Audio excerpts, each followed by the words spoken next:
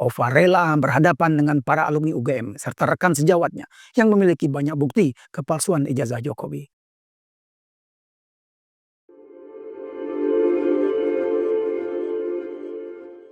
Assalamualaikum warahmatullahi wabarakatuh.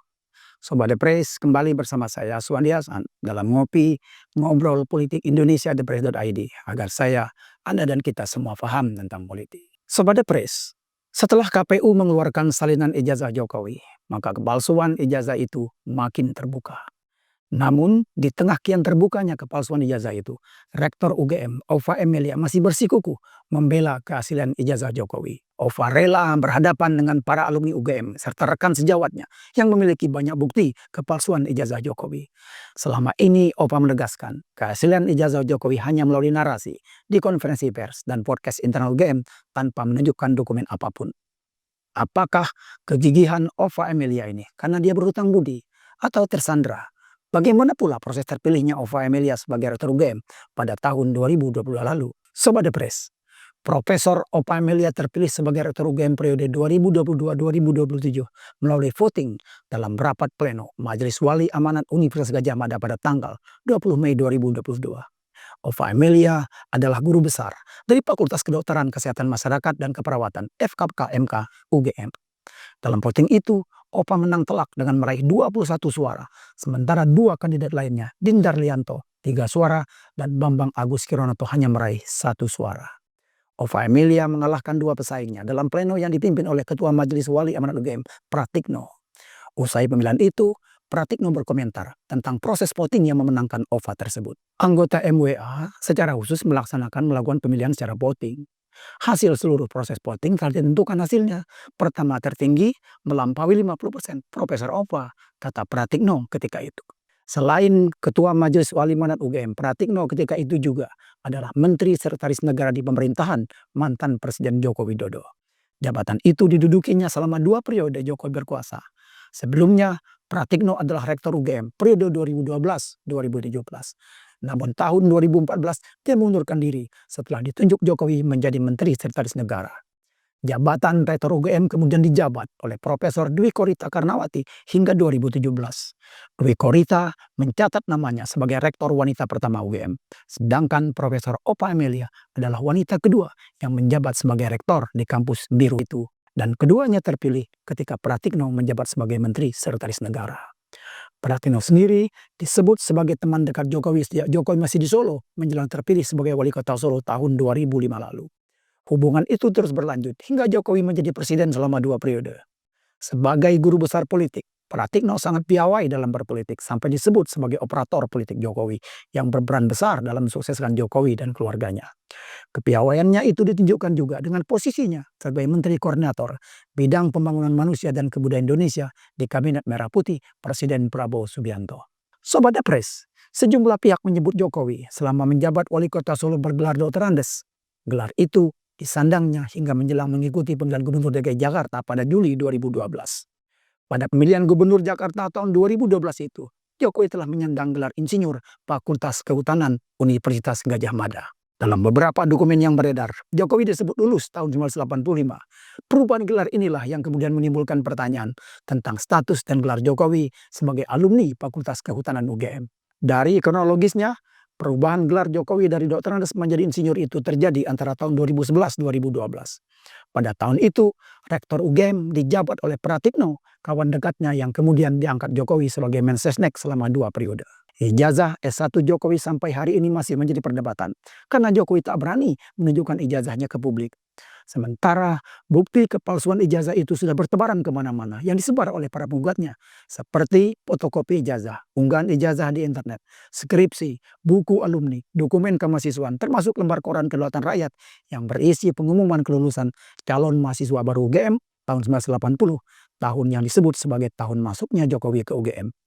Bukti paling mutakhir adalah salinan ijazah yang dikeluarkan oleh KPU yang diberikan kepada Bonatua Silalahi dan Roy Suryo yang ternyata sama persis seperti yang dipegang Roy Suryo selama ini. Sobat Depres, geger kasus ijazah palsu Jokowi ini mulai mencuat pada awal Oktober 2022 ketika Bambang Trimulyono mengajukan gugatan ke Pengadilan Negeri Jakarta Pusat dengan nomor perkara 592/PDT-G/2022 PN-JKT.PST.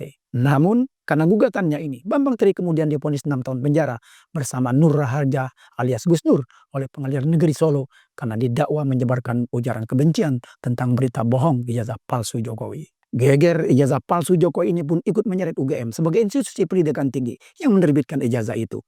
Profesor Ova Emilia baru 5 bulan menjabat rektor UGM saat dia mengeluarkan pernyataan tentang keaslian ijazah Jokowi. Atas data dan informasi yang kami miliki dan terdokumentasi dengan baik, kami meyakini mengenai keaslian ijazah sarjana S1 Insinyur Joko Widodo dan yang bersangkutan memang lulusan Fakultas Kehutanan Universitas Gadjah Mada, kata Ova Emilia pada konferensi pers di kampus UGM Yogyakarta Selasa 11 Oktober 2022. Jokowi, kata Ova, tercatat sebagai alumni Prodi S1 di Fakultas Kehutanan Universitas Gadjah Mada angkatan tahun 1980.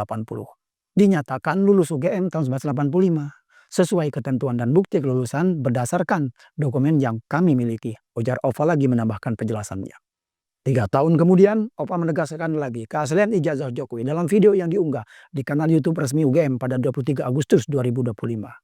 Ova menjelaskan Jokowi memperoleh ijazah yang sah dan sesuai dengan prosedur yang berlaku di UGM. Ijazah tersebut diserahkan pada saat wisuda yang berlangsung pada 19 November 1985 yang menandai kelulusan Jokowi dari program pendidikan sarjana. Setiap alumni berhak untuk menggunakan ijazah dan gelar akademik yang diperoleh sesuai dengan ketentuan hukum yang berlaku di Indonesia, ujar Ova di video tersebut. Pernyataan Ova ini sehari setelah 3 orang alumni UGM, Roy Suryo, Rismon Sianipar, dan Tifauzia Tiasuma atau Dr. Tifa meluncurkan buku yang berjudul Jokowi's White Paper pada 18 Agustus 2025 di Jakarta. Seperti pada pernyataan sebelumnya, Ova Emilia juga tidak menunjukkan bukti dokumen apapun. Ova hanya mengaku bahwa pihaknya memiliki data otentik yang hanya akan diserahkan pada pihak yang berwenang. Apakah sikap gigih Ova Emilia membela ijazah Jokowi ini merupakan bagian dari balas budi atas peran orang dekat Jokowi yang mengantarnya menduduki posisi sebagai rektor UGM? Atau karena dia memiliki kasus yang menyanderanya, seperti yang terjadi pada beberapa pihak yang terpaksa mendukung Jokowi karena kasus hukumnya? Sobat The Press, setelah geger ijazah palsu Jokowi dan pembelaan gigih Ova Emilia, muncul pemberitaan lama tentang tagihan dari Lembaga Penjamin Simpanan atau LPS yang menagih ganti rugi sebesar 29,13 miliar rupiah kepada mantan pengurus dan pemegang saham PT BPR Tripilar Artajaya. LPS mengajukan eksekusi ke Pengadilan Negeri Yogyakarta untuk mantan pengurus dan pemegang saham PT BPR Tripilar Artajaya, yaitu Bambang Wahyudi, Jungki Arsan, dan Ova Emilia. Ketiganya merupakan mantan direktur, komisaris, dan pemegang saham pengendali BPR tersebut. Direktur Eksekutif Hukum LPS, Ari Zulfikar, mengatakan para tergugat terbukti telah melakukan perbuatan melawan hukum yang menyebabkan kerugian bagi LPS. Dan para tergugat dihukum untuk membayar kerugian kepada LPS secara tanggung renteng sebesar 29,13 miliar rupiah. LPS tidak segan untuk melakukan tindakan hukum yang tegas terhadap pengurus bank dan pemegang saham yang nakal. Kami minta agar pengurus dan pemegang saham dalam menjalankan tugas dan fungsinya harus memenuhi prinsip kehati-hatian atau prudential banking dalam melaksanakan tata kelola yang baik, kata Ari dalam keterangan resmi seperti yang dikutip dari cnnindonesia.com Rabu 2 November 2022. Ova Emilia menanggapi hal itu dengan menjelaskan bahwa kasus itu urusan bisnis keluarganya. Itu urusan bisnis keluarga yang sudah berlangsung sejak 2006 dan sampai sekarang masih berproses, kata Ova via pesan WhatsApp Rabu 2 November 2022. Tentu saja kami akan bertanggung jawab atas putusan apapun yang dijatuhkan MA dalam gugatan perdata tersebut, kata Ova menambah penjelasannya. Dalam Direktori Putusan Mahkamah Agung Republik Indonesia nomor 156/PDT-2018/PT-TTK menegaskan bahwa tergugat 1, tergugat 2, tergugat 3, dan tergugat 4 termasuk Ova Emilia telah melakukan perbuatan melawan hukum. Menariknya, tergugat 3 dalam perkara ini adalah Abdul Nasil yang juga dikenal sebagai Jang Ken Won, suami dari Ova Emilia. Putusan tersebut menguatkan vonis dari Pengadilan Negeri Yogyakarta tertanggal 1 Agustus 2018 dengan nomor 190-PDT-G-2017-PN-IYK. Apakah karena kasus ini yang menyandera Ova Emilia sehingga dia tetap gigih membela keaslian ijazah Jokowi? Wallahu alam.